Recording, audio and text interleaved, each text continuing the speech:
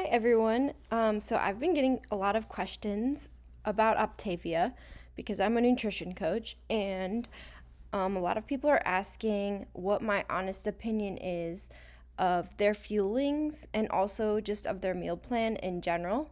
So first, I just wanted to give a little overview of what Optavia is. So Optavia is a weight loss program, and they have a few different options. So they have a 5-in-1 program, a 4, 2-in-1, and a 3-in-3. But I'm just going to go over the most popular one. So, what you basically do is you eat 5 of their fuelings each day, and then you get to choose one of your own meals. That's called a lean and green, and that's a lean protein and a green veggie, so a lower carb vegetable. And the fuelings, you're supposed to eat every 4 hours, I believe, at equal intervals throughout the day. So you get 6 meals or 6 fuelings total per day, including that lean and green. So I'm just going to go over, this is the essential kit that you can get when you first sign up.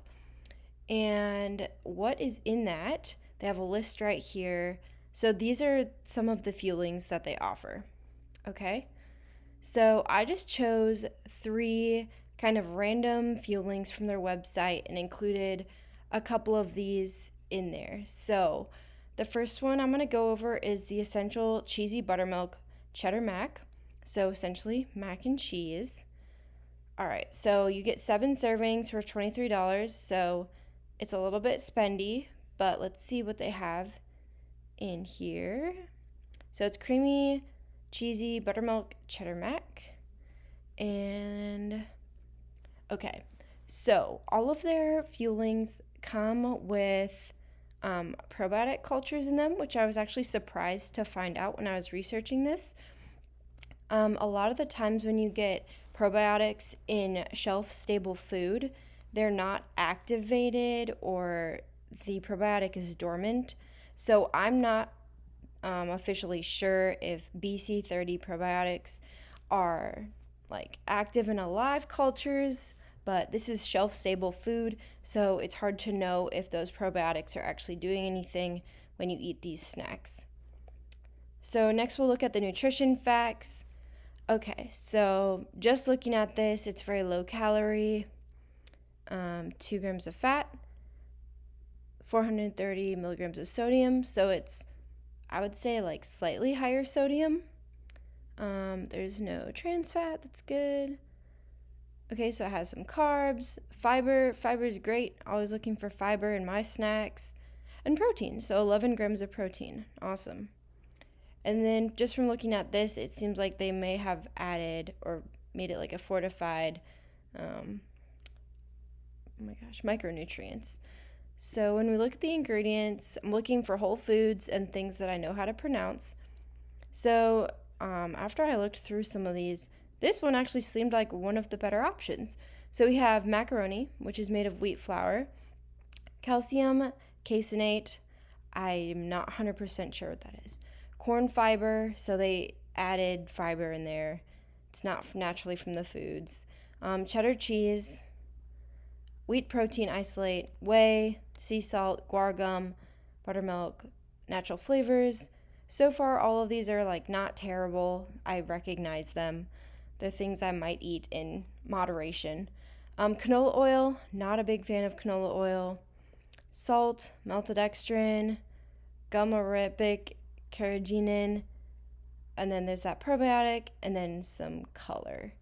Okay, so overall, not terrible. Definitely no whole foods really in there besides cheddar cheese and sea salt. A few preservatives, oils, and then they added all these vitamins and minerals back into the food.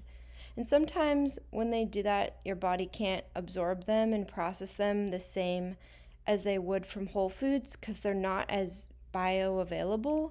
But again, that varies from person to person. See if there's anything else. Okay, and this is a microwave meal.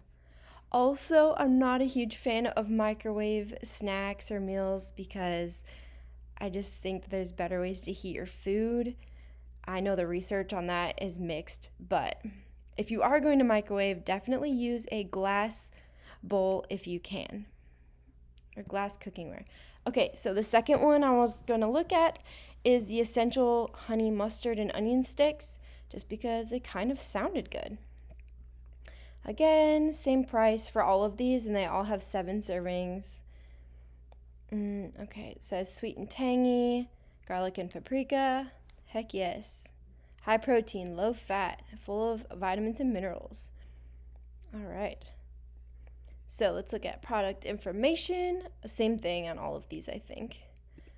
Okay, so nutrition facts, again, very low calorie, low fat. Oh, this one has a little bit less sodium. About the same carbs, so very low carb. Fiber, high in fiber, not many added sugars, and protein. And then again, the fortified micronutrients here.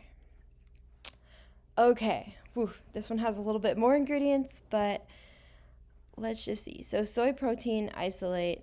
All right, none of these are like real foods or they are real foods. They're not whole foods that stick out to me when I look at these. Let's see. Soy flour. Also not a huge fan of soy, even though, again, the research is mixed on whether or not it interacts with the estrogen production in females' bodies, but I still try to avoid soy because it's mostly processed.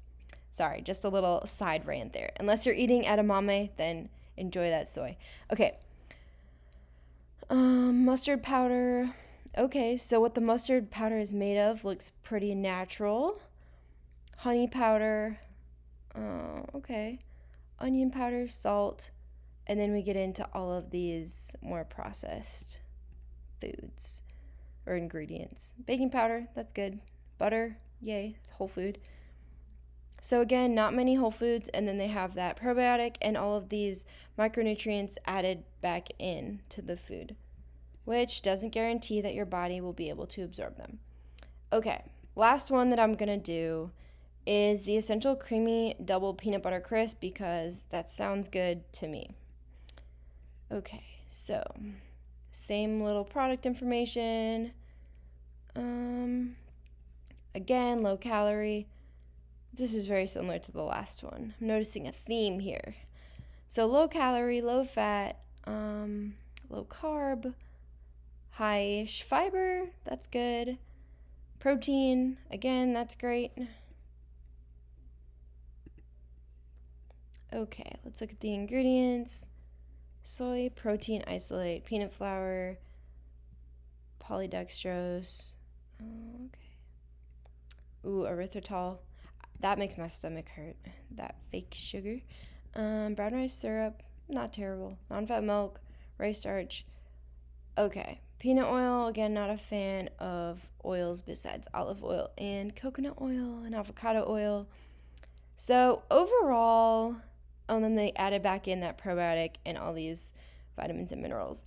Okay, so overall, if I had to give these a grade, just based on these 3 that I've seen here, I would probably give them a D or a C. There's not any whole food. Yeah, let's go with a D. There's not hardly any whole food ingredients. I understand how the diet works or why it works because you're very much restricting calories. Yeah, and there's an emphasis on protein, but again, if you're having 5 fuelings and they're 11 grams of protein, that's only 55 grams of protein, and then 1 lean and green meal, which is hopefully like 20 to 30 grams of protein. So 85 grams of protein in a day, that's not awful. But that's pretty, it seems like it's pretty restrictive calorically.